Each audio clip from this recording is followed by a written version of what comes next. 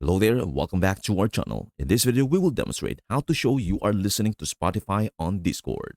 First of all, make sure that you have connected your Spotify to your Discord. If you haven't done this already, I have a video on my channel showing you how you can do this. Once you have done that, open up your Discord app. When you're on the main page, click on your profile picture in the bottom right corner. Once you click on this, you will see many settings. The one we need in today's video is the Connections tab. Once you click on Connections, you'll be able to see all the apps you have connected to your Discord. As you can see at the top, I have Spotify right there. If I want to display the song that I am listening to on my Discord, all I need to do is simply enable these two options. All I need to do is simply enable these two options right here. And that's it to show you are listening to Spotify on Discord.